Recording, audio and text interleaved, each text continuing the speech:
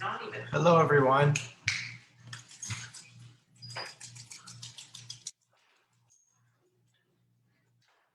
There we go. All right.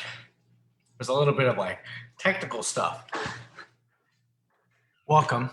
This is Ali Beshalom's live presentation of High Holiday Liturgy. And Rabbi Hoffman. It's a pleasure to join you with some learning this evening. And hope that if you've been here for the past few weeks, you are ready to continue on the journey that we've been taking now for 3 weeks. This is our fourth class. And I hope that for those of you who are just joining us tonight, that you're able to just jump right in. I'd like to do a little bit of review. It's actually very important as we set up what we're going to be discussing tonight. And welcome to our home. You see my kids, you see my dog, and this is how we learn Torah. So it's great to see everyone. And tonight we're going to talk about Kol Nidre. In particular, we're going to talk about what is Kol Nidre and why Kol Nidre has made its way into the Yom Kippur prayers and what makes it so incredibly unique. So in order to do that, I want to just go back and talk first about how we have been approaching the Machzor, approaching the book that we use on the high holidays, in which we take a journey through the words of the book. There it is.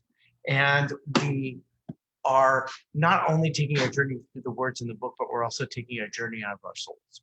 We are not only making a recognition that we're a part of the Jewish people by participating in these services, but we are also participating in, oh my goodness, I guess it's not going on Facebook Live. Tonight, we are all on Facebook, and if you know anybody who likes to find this on YouTube, please accept my apologies, because as I started this, apparently it didn't go to the right place. So let's see if I can make any quick changes. It's okay. So the first big grand idea is that we approach the holiday season with an eye, as those of us in Southern California are very familiar with, an eye like a director.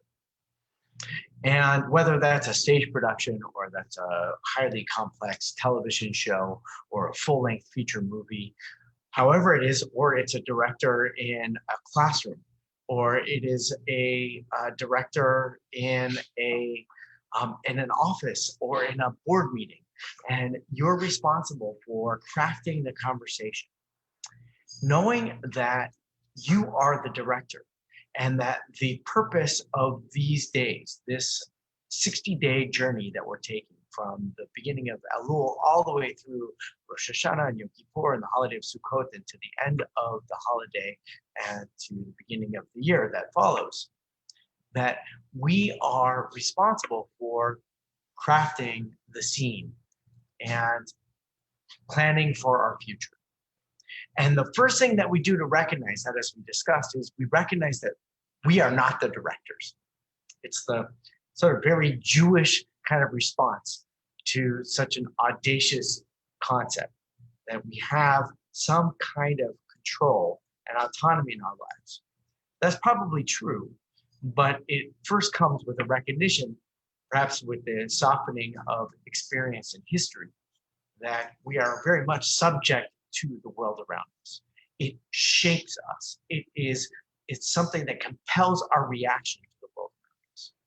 And to know that we are the directors, while at the same time we are subject to the world and the forces around us, help us see that when we open up ourselves, we open up that there are forces that are greater than ourselves. We have this capacity to connect with that greater force, perhaps to be in harmony with that greater force. And then with prayer and with acts of righteousness and with the sense of teshuvah, of returning, teshuvah, tefillah, tzedakah, we can find the nexus between we who are the directors of our fate and the fate that exists and the forces that cause us to react to so much that occur in our life. Things that cause us suffering and things that cause us profound joy. So once we establish that, then we understand that there was an element of the Rosh Hashanah prayers that's very historical. And last week, for those of you that were in this class, last week you knew that when we talked about this, we talked about how the Rosh Hashanah prayers are very much an adaptation of the Babylonian practices. And there's a lot of historical argument going on who originated the practice and who responded to whom. Because we have a Torah that we have recorded that was either simultaneously historically evolving as the Babylonian people were evolving, or it's something that was perhaps an impetus as we as an exiled people would go and have influence on the Babylonian society in exile. And wherever you rest on that, the idea that there is this whole celebration, they called it Akitu, and this whole festival time period, 5-day festival in which there was a self-accounting and a time in which we were expressing our loyalty to the sovereign. For Jews, that's the sovereign of all that is in creation. And that there was also this practice called Kuparu, which has a very similar resonance to what we call Yom Kippur, Kuparu. The idea that we go through a journey of atonement in order to confess for our sins, in order to expiate the wrongdoing, the misdeeds that have befallen us, the shortcomings that we have been subject to and that we have also been agents of throughout the year. And then we get to tonight, and we talk about the next thing, which is memory. And Kol Nidre is first and foremost a very powerful moment in memory. To give you an example of this, the first time that I really heard Kol Nidre was when I was in college. I was a college student at Brandeis University, and it was my first year far away from home, and I went where the rest of the students gathered for the Yom Kippur holiday, and it was magnificent. You remember, Brandeis University is a very well-attended university by Jews. It has as a part of its foundation that it's a Jewish university. And so there were hundreds and hundreds of students and faculty, and they were gathered together, and I heard the words of Kol Nidre, and it went right to my gut. It went right to my core. And it wasn't the words that were being said. It was maybe some of the melody that was being said, but it was this idea that I was a part of something that was so exclusively and uniquely Jewish that no other culture that I know of participates in the activity that we participate in when we hear the words of Kol Nidre. And if you do some research and you look back, it's one of the great innovations of the Jewish people. Sure, we can borrow historically from the Babylonians, their coronation festivals of Akitu and Kuparu. But Kol Nidre and the words and the intent behind the words is so uniquely Jewish. There is no other culture that I know of, and I stand to be corrected if those of you who are scholars of Kol Nidre and have something to offer, I would learn from it. There's no other, as far as I know, communal expression of absolution from our failures and the permission for us to enter into prayer together. That's what Kol Nidre has accomplished. So tonight, what we're going to talk about is we're going to talk about history. We're going to talk about the memory. We'll go a little bit deeper into the memory. We're going to talk about the present tense of Kol Nidre. What is our experience of Kol Nidre as it happens, as it unfolds for us while we're in the synagogue and listening to these words, or this year as we're on screen and we're hearing Kol Nidre being chanted so powerfully by the Chazan through the television screen? How do we make sense of this moment? Perhaps try not only to hear the music, but to hear that kishka moving experience that says, I belong here right now. And then the last part is we'll talk about the future. Just like we did last week. It's really kind of the format: history, memory, present tense, and future orientation. And tonight we really need to talk about how is Kol Nidre one of the critical steps that helps us plan for our future. So let's take a look at what we've got.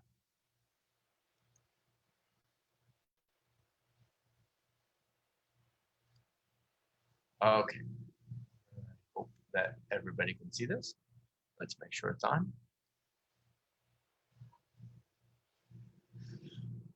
Good. That's what happens.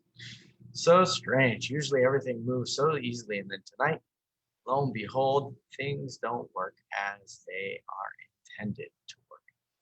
We're going to get there. It's going to be pretty darn good when we do. So I want to begin with a teaching from one of the great rabbis of our generation, who passed away just about 2 weeks ago. His name is Adin Steinsaltz. He was a very prolific writer. He was responsible for modernizing the Talmud into the Hebrew language.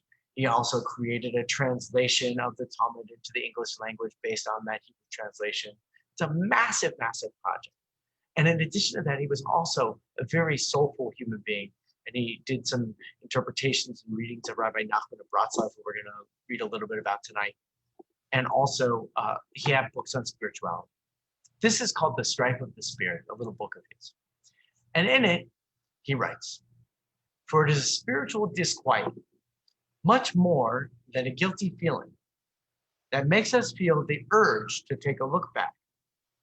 Indeed, we feel that makes us feel the urge to take a look back." Can you see this? Looks like I've got something stuck there. "For we feel we are becoming outsiders in a world whose scheme of things escaped us." I need to stop. Seems like it got frozen. And the text that you saw.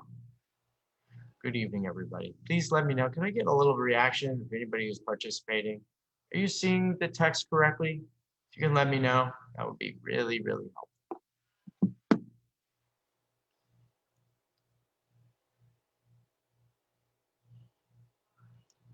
Let's try it again. Okay. "For it is a spiritual disquiet, much more than a guilty feeling, that makes us feel the urge to take a look back." So when we make a mistake, teaches Rabbi Steinsaltz, what it means is that it's not that we did something wrong and we're feeling guilty about it, but he identifies it as a spiritual unsettling. It's disquiet. The spirit is unnerved. And because it isn't, its natural inclination is to be at rest, just like forces, just like nature.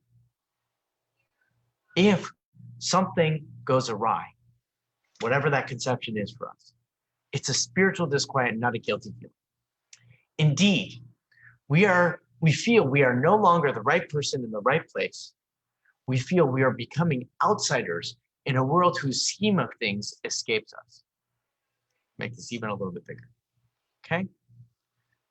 What a beautiful idea, right? We feel this sense of displacement when we make mistakes. That mistake experience, the experience of failure, is not something that generates guilt necessarily, but it generates a sense of disquiet, he says, a sense of disruption, a sense that the equanimity of your being is out of balance.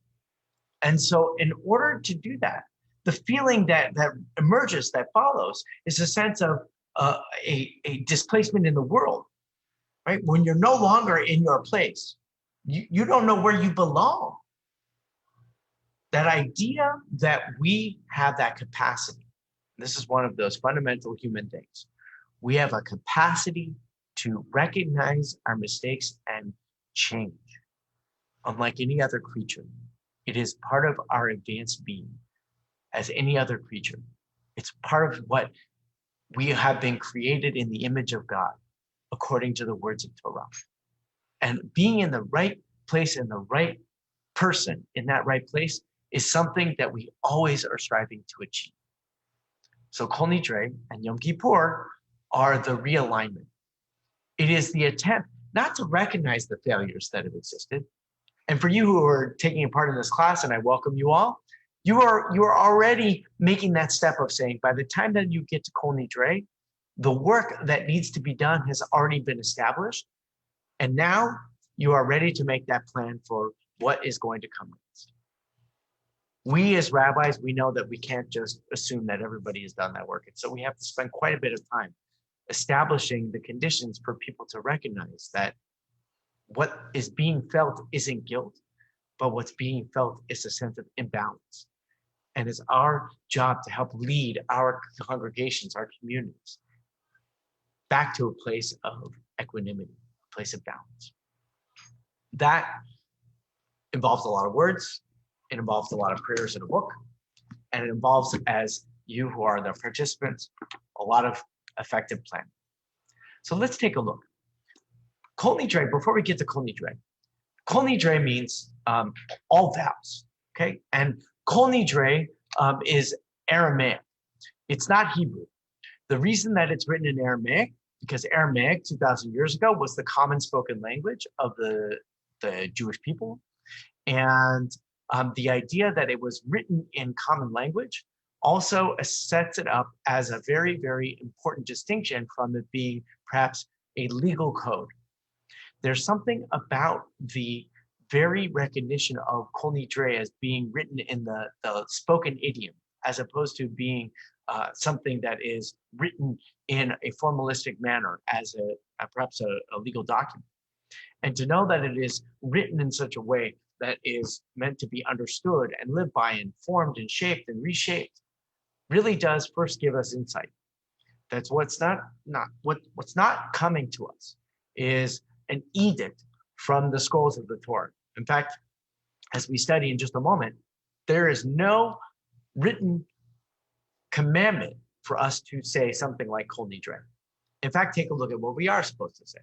Okay, so if a person, man here, and I had to leave it as man, because in the text where this is found, which is from the book of Numbers, towards the end, in the book called Matot, and also to add a very important little trivial note as a side note, these are among the very last mitzvot that are written in the book of Numbers, which is effectively the end of the Torah. So the book of Deuteronomy, which we're reading right now in our annual cycle, and that is going to continue after the conclusion of the book, is all this kind of like reflection of the experience. It's as if everything had already been given, and now there was this contextualization that was taking place by Moshe as he was giving the rest of the Torah to Bnei Israel as they were about to enter the promised land.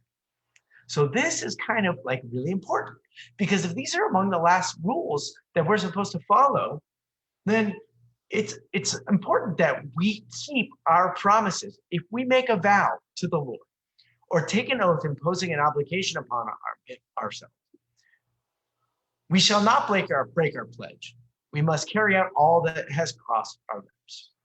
Now, right now, if you read the Torah and you heard Kol Nidre, you would say, how can Kol Nidre, which is this sort of, as we talk about in a moment, is an absolution of our vows? It says pretty clearly in the Torah, if you make a vow, you have to keep it.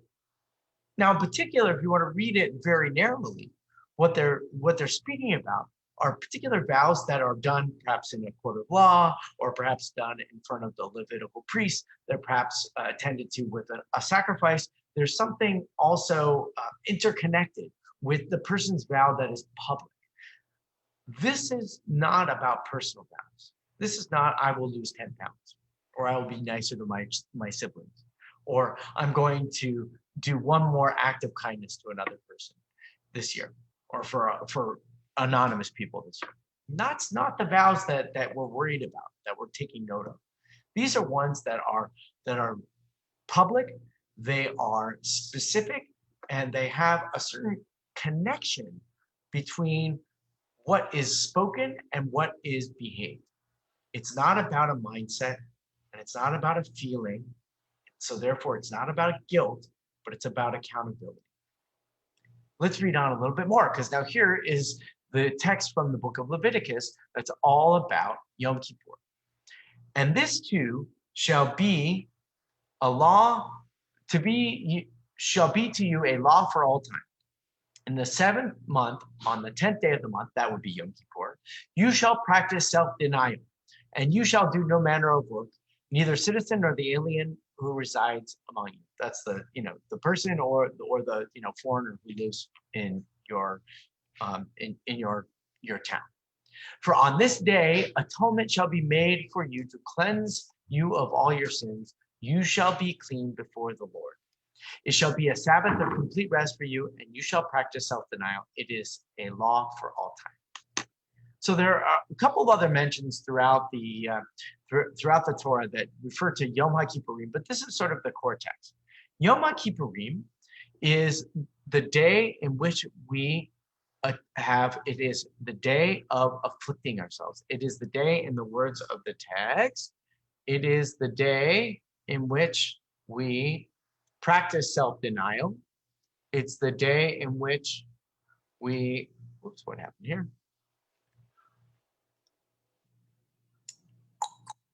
Pardon me.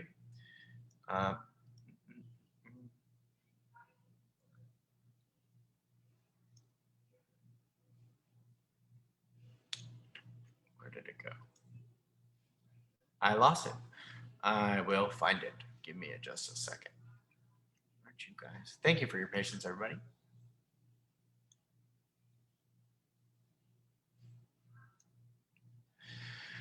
It is the day that we cleanse ourselves of all of our sins. That is what Yom Kippur is all about. Oh boy. Okay. Everybody's okay? Thank you so much for your patience. This is what I'm having a technological moment. Okay. So the idea is that this day, Yom HaKippurim, is a day to cleanse ourselves of all our sins. But if it's about vows, then, and we're not, the vows are supposed to be kept. There is no correction. It's like, it doesn't say anywhere in the Torah, if you make a vow and you don't keep your pledge, well, then you just, say you're sorry, right? That's not in the Torah anywhere. There's a lot of that has evolved. There's a lot of, the rabbis pick up on that. There's a lot of that has developed into what we've come to know as Kol Nidre, but none of that in the Torah. In fact, the Torah is pretty explicit. You make a vow, you keep it. And if you don't, you're punished. There is no correction for it. But what you are supposed to do is if you commit sins, meaning that there's rules that you follow and you break them along the way, then here's a day in which you can correct those sins, but not about vows. And that's a very important point to hold on to as we begin to go into Kol Nidre. Because as we're talking about this, what is the origin of Kol Nidre? How did it emerge? Kol Nidre is probably something that emerged in liturgical texts in the late 9th century. In other words, Judaism had been around already for about 1,500 years. Okay, and they were just bringing sacrifices, and then 800 or 900 years of them living with rabbinic Judaism and not having a prayer called Kol Nidre. What happened was, over time, there was something very, very powerful. What most scholars think, and depending on the time, there's some debate about that, whether it's the 9th century, the 10th century, or it's after the expulsions and forced conversions in Spain, which is in the 12th century, any of those times. That is up for debate. But what one sort of common theme is that there were acts of forced conversion against Jews in a growing Christian culture, and Jews being forced to express a certain kind of like religious loyalty that would deviate from their Jewish identity in order to survive, because their lives were in peril. They were given permission on this day, the day in which the people come to atone for their sins, in order for them to enter into the practice of atonement. That's what Kol Nidre developed as to be. One more piece of this, which is really interesting as I begin to share the text. There we go. is about Franz Rosenzweig.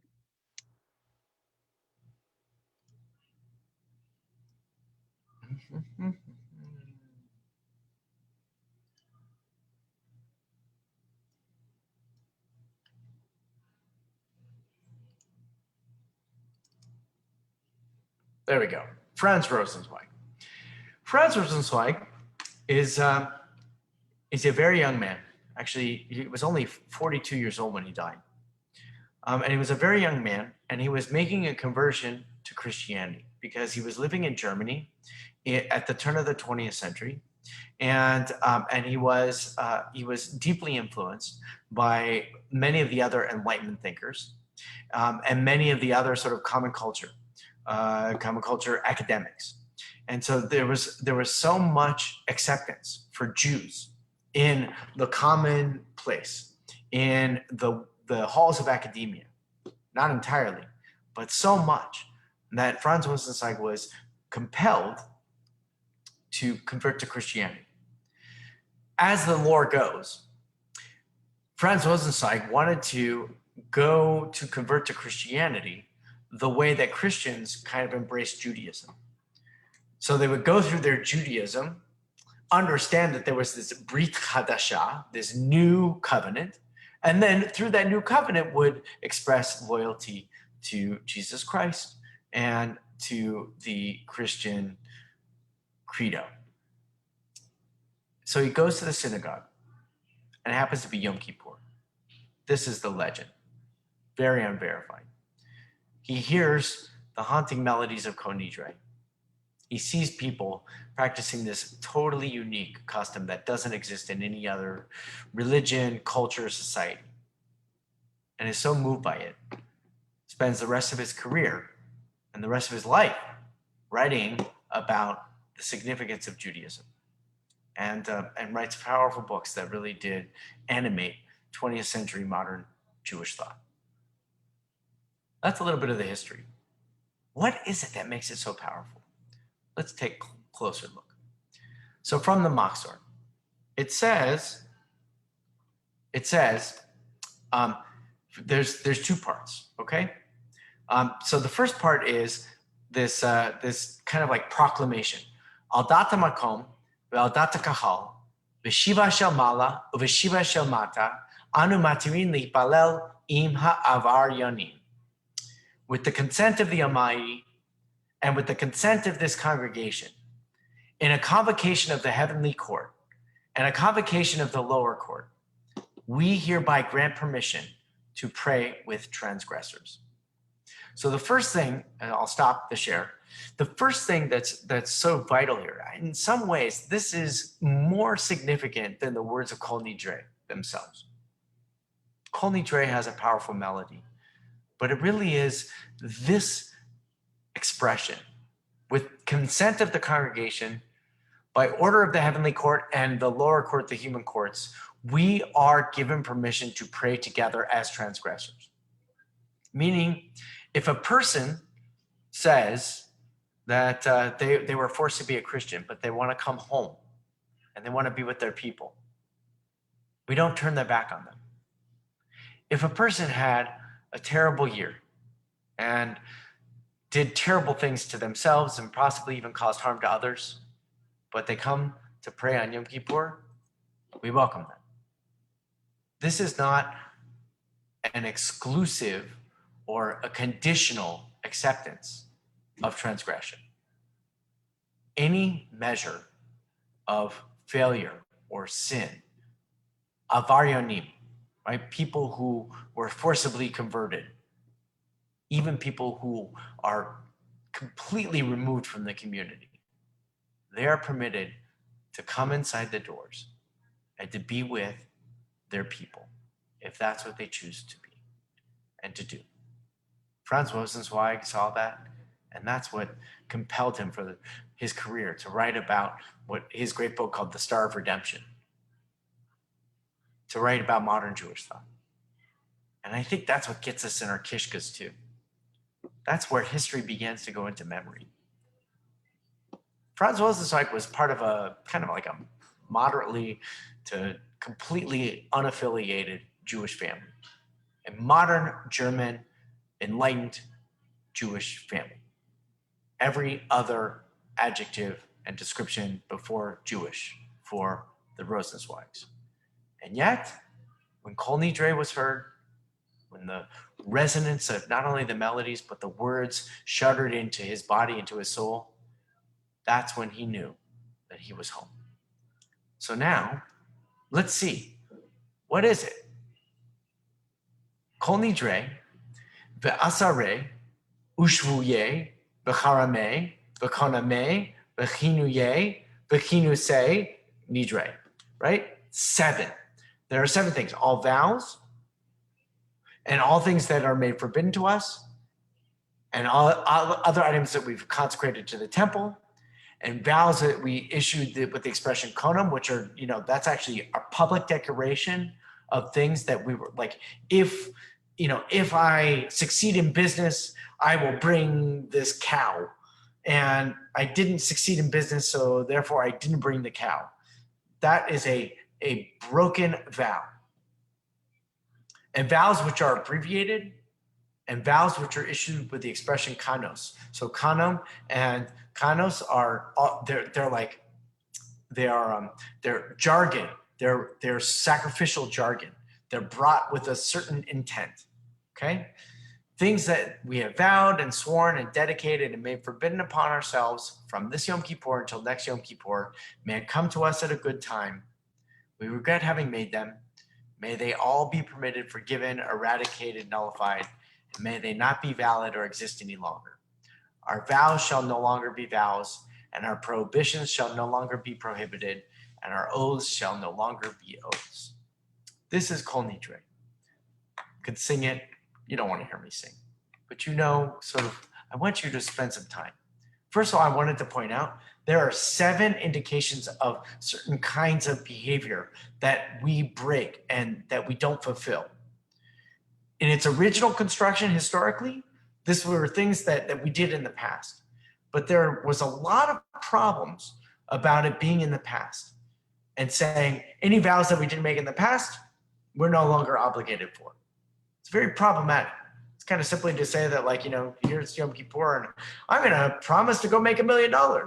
And, if you don't make those $1 million, you'll be like, oh, well, Kol Nidre will make it feel better, right? I'm going to promise to lose the extra 15 pounds. And if you don't lose the extra 15 pounds, you even put on 5 pounds.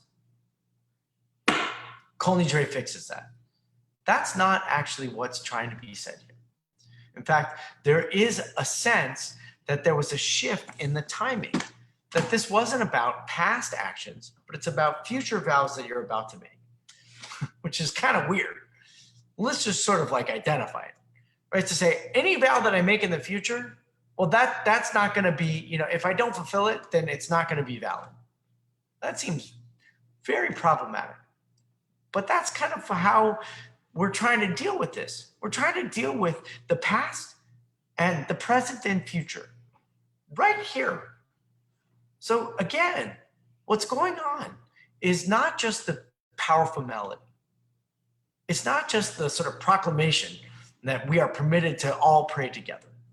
But what's happening here is that we're being kind of given a script of what it means to really atone for one's sins. What does it mean to really afflict one's soul? I think I want to take it back to the beginning idea. If we are the directors of our destiny, and if this is the opportunity for us to look at the grand masterpiece of our life, and to look on the great canvas, and to figure out where the next brushstrokes are going to be painted, part of it is to recognize that the brushstrokes that we've painted in the past are incomplete. And part of it is that the awesome task of taking the brush with paint to the canvas may not be the best reflection of our ability. Or maybe our best ability isn't capable of painting that brushstroke. So what Kol Nidre gives us is this very, very powerful recognition that as much as we want to be the directors of our destiny, And as much as we want to say that it's up to the fate of someone else, there's something about our repulsion with the nexus between the two. The resistance we have. In the words of Ernest Becker, who wrote The Denial of Death, Ernest Becker, The Denial of Death. When he writes about the fear of death that we have, he also talks about the fear of success. That somehow part of our ability to succeed may actually be a fulfillment of something that really kind of continues to bring our life to its fruition. So sometimes we hold back because if we are really successful, well, then that may mean that we are hastening our death. Kol Nidre is that wonderful moment in which we say, none of that matters, past or future. We are standing now, completely stripped down of all of the artifice that we heap upon our shoulders when we take the paintbrushes of our lives and we are ready to create the next masterpiece, which we call our life. And to recognize that there are parts of this master plan that we are utterly incapable of accomplishing on our own. Kol Nidre is more than just promises not kept. That's why Rabbi Steinsaltz says it so well. It's not just about guilt. It's a spiritual disruption. We are imbalanced. And so Yom Kippur is the attempt for us to return to that sense of balance. And it begins with us recognizing that promises that we made, vows that we've made, or vows that we're going to make, they can't define us that way. They are not our identity because inherently they are flawed. I almost think it's really it's really audacious because the Torah says, if you make a vow, you got to keep it. But here's this incredible prayer that evolved over the millennia that says, even the vows that you kept, well, that doesn't preclude you from participating in the quest to find that balance, to return home. That's what Kol Nidre offers for us. Now, I want to take it a little bit further. Any comments for anybody? I hope you guys are doing okay. Whew. Good. Let me see. Just wondering if it ever made it to, it did not, so sad. Okay. Didn't make it to Facebook tonight, or to YouTube. All right. So let's go back, right? So Kol Nidre is about the history of our people experiencing a collective failure, forced conversion. And in that moment in which our people as a collective experienced something that was so far-reaching and sweeping that the impulse to keep the tradition alive, it's as if the 50% of the people were incapable of fulfilling all of the mitzvot. That in that moment, when the Jewish people recognized that they were as a people out of balance, they introduced a prayer like this to say, we can be balanced again. And the memory that comes from that, the Kishka moment, is not just the melodies. The Kishka moment is to say, that's my people. I belong to this story. This is a story that says, not only am I part of the brokenness, but I'm a part of the people that are going to come back together. I want to be a part of the future of this people. There's something that Kol Nidre does for all of us. It's why it's the most popular, well-attended religious service of the year. So let's just go a little bit further. So then afterwards, after Kol Nidre is recited 3 times, and by the way, there are many different communities that do it differently. Some only do it once, some do it twice, some do it 3 times, some do it 7 times, some do it as many times as it takes for everybody to come into the synagogue. I kid you not. Take a look. Wikipedia will tell you everything you need to know about Kol Nidre. It's a very well-written article, by the way. So here, after that happens, then the community, the leadership of the community returns and says, forgive the entire congregation of the children of Israel and the stranger amongst them, for the entire people sinned unintentionally. Before Yom Kippur even begins, we've got this forgiveness entered into the language. Why? Because if we've done the work right, Kol Nidre isn't the day to ask for forgiveness. Actually, the 10 days prior. Right now is time to start working on it. But the 10 days in between Rosh Hashanah and Yom Kippur, that's when the work commences. So that by the time that you get to Kol Nidre, you're not worried about asking for forgiveness. You're worried about how do you make balance once things have been ruptured. Just to go back to that Ernest Becker thought for a second, right? It's that repulsive moment that healing actually is possible. And forgiveness is actually possible. That transformation is actually possible. And to do that, you have to believe it inside of you. Maybe you need to hear the voice. Forgive the entire congregation of the children of Israel to give you that confidence. Or maybe you just need to do that soul work that's so necessary to recognize that you did what you could do and that the year to come is going to be a plan for something different. You're going to change direction. So let's continue. Please pardon the sins of this nation in accordance with the greatness of your loving kindness, and as you forgave these people from when they left Mitzrayim until now. And there it is said, and Adonai said, I have pardoned them as you've asked. That came from the Torah. Okay? Vayom Adonai salachti kiparecha. So we have a story that says, remember, God, that the people sinned a long time ago, back when they were wandering in the wilderness after you gave them the Torah. And Moshe prayed on our behalf. And Moses said, please forgive them for their sins. And God said, I will forgive them because you have asked, said Moshe. And since God can forgive, well, I suppose that means that not only are we worthy of forgiveness of ourselves, but that also means that we have the capacity, since we are created in the image of God, to forgive others for their trespass. And then I think the most remarkable thing happens. Then we say Shechianu. Shechianu is a prayer that we recite, my God, bar mitzvahs and baby namings and weddings and, anniversaries, Valley Beshalom. God, thank God, we are a very, very active community. And sometimes we call it Our Lady of Perpetual Simchas, right? Which I credit to my dear friend, Cantor Herschel Fox, for saying, Our Lady of Perpetual Simchas. Because it seems like week after week after week, we've got baby namings and bar mitzvahs and weddings and anniversaries and all kinds of joyful moments that we say Shechianu. Sometimes you're supposed to say it once, but we say it after every time. So why would you say Shechianu on the most solemn day of the year? What is it that you're saying? Thank God for bringing us to this moment. You're standing at this moment when you're thinking that God is going to strike you down because you didn't do it right. And at that moment, you say Shechianu. It certainly implies that no matter what you've done, God's blessing is there. Forgive. God has already forgiven us. The forgiveness has already taken place.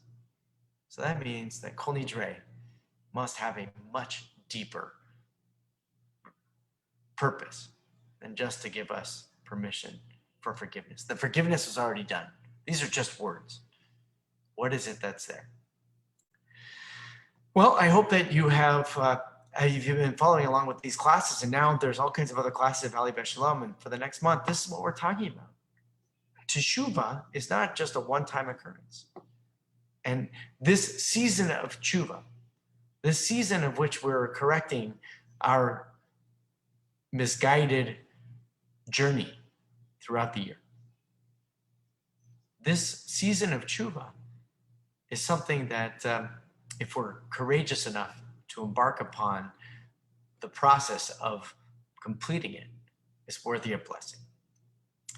So I want to go now to a really, really, really beautiful poem.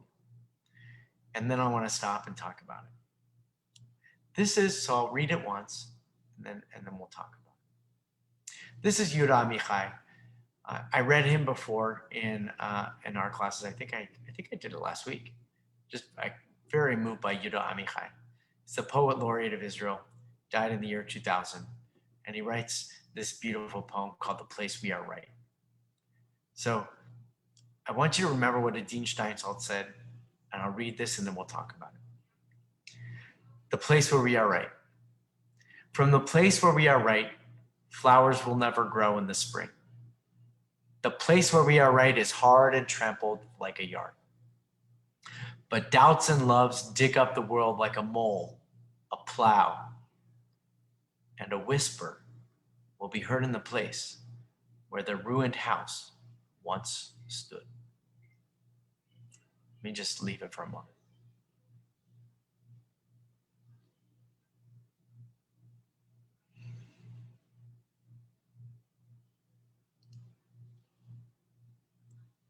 What a powerful poem. What the poem is teaching us is something that I think we really need to learn on Yom Kippur. Something that Kol Nidre really evokes within us. It's a sense that when we recite Kol Nidre, we might have thought for ourselves that there were things that we did that may have caused harm, but we did them because we felt like they were the right thing to do. And we're probably not wrong. There's something about being right, and there's something about always being right. And the challenge that Kol Nidre, the words present to us, is to say that even the things that we're going to justify were right may not be right after all. And they're like this poem, right? The place where we are right is hard and trampled like a yard. In other words, we can be right all the time. But sometimes, if it doesn't leave space for another, if it doesn't leave space for that uncertainty that exists in our world, then always being right, rectitude, is counterbalanced with stubbornness. And being correct, while is something that we're striving to achieve on Yom Kippur, we're trying to correct the wrong, the mistakes that we've made, always being correct without that openness and understanding that we can all pray together. We're all transgressors. We're all a family. Being able to do that is something that Judaism has innovated throughout the generations. It's the great contribution that we offer to the world. Things can change. You can change. And you don't have to be right in order to do it. So then he says the next piece, which I love. But doubts and loves dig up the world like a mole, a plow. So I don't know the person who is always right.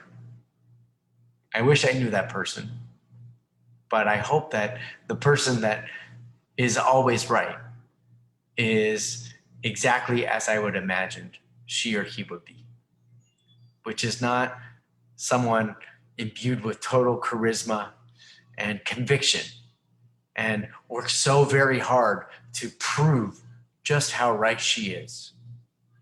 But it's the person who recognizes these two unbelievable instincts: doubt, uncertainty, and love. Doubt or uncertainty is built into the very nature of our being. It's the idea that there are questions that we ask. There are things that we don't know. And if there are things that we don't know, then we can't be right about them. So in the place that we are right, a doubt digs up that trampled, hard yard with no vegetation growing in it. And love does the same thing. Love is this like incredible capacity. It's this unconditional acceptance. It's a sense of yourself and the other that transcends action and settles in being. And when you love the being of another, then you know that that too digs up what once was coarse and hardened, laden with rocks and absent of life. And then he says what I think is beautiful. The last part, a whisper will be heard. A whisper will be heard in the place where the ruined house once stood. So we build houses, we build canvases, we construct, we shape and identify, all of that, right? And in the place where we are, right, if nothing grows there, it becomes dilapidated, becomes broken, becomes empty. And in the place where the house was dug up, in the ruined house, there's a whisper, very small voice. I wonder what it says. To me, it says, Kol Nidre. Kol Nidre. Kol Nidre, all of the vows that have been recited, they are nullified. And I am permitted, just like you, to come into the family of those who have not fulfilled themselves, their destinies, as they had wished and envisioned from the year before. Me to the last piece, and then we'll conclude. So this is from another really great book, and I really invite you all next Wednesday evening. So I'll be teaching. I invite you to come next Thursday evening. I'm teaching 2 nights in a row. So Wednesday evening is for the synagogue at large. We are calling it Yom Kippur University. Last night, Rabbi Feinstein taught the class, and this week I'll be teaching the class Wednesday evening, I believe at 7 p.m. And I'm going to be spending time treating this very excellent book called This is Real and You Are Completely Unprepared by Rabbi Alan Liu. And this was written in 2003, and he unfortunately died suddenly about a decade ago. And in this book, when he's talking about Yom Kippur, he writes these words. Actually, he quotes the great teacher, Rabbi Nachman of Bratslav. Remember, I talked about Adin Steinsaltz also translating his work. So if you're looking for a good book to read, I highly recommend that you read this book. And I really invite you to join me in learning next week at 7 o'clock, I believe, for our Yom Kippur University. So here's what Rabbi Nachman says.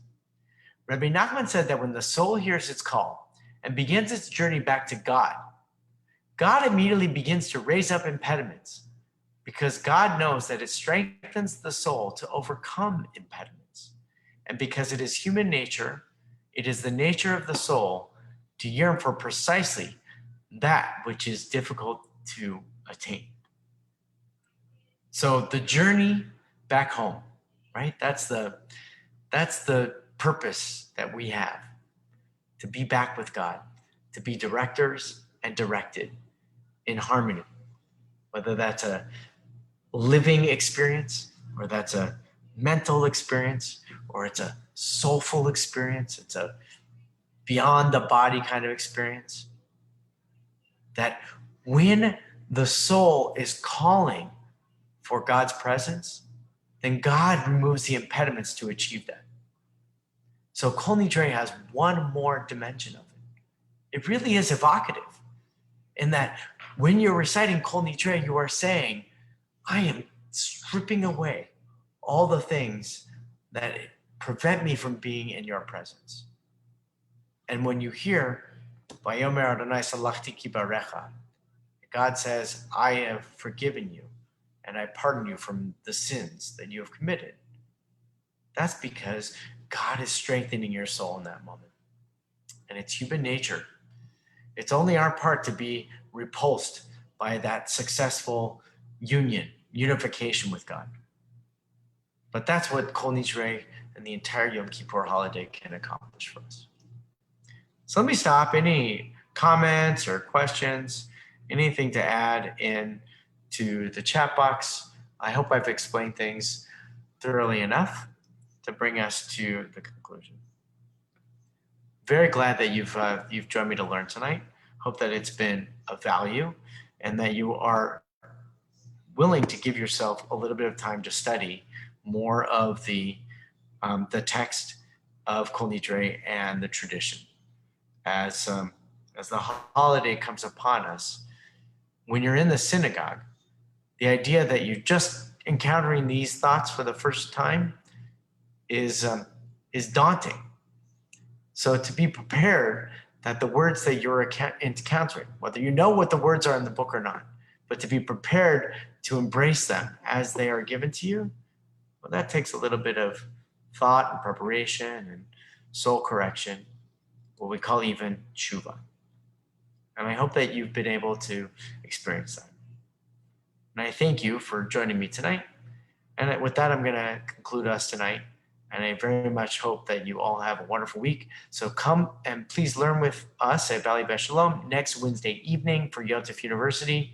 And next Thursday evening, I believe there's one, maybe two more classes of the prayer mastery. We're going to be tackling the Unatana Tokef prayer, which is just one more layer down of how fundamental these prayers are and why we need them at this time of year and every year.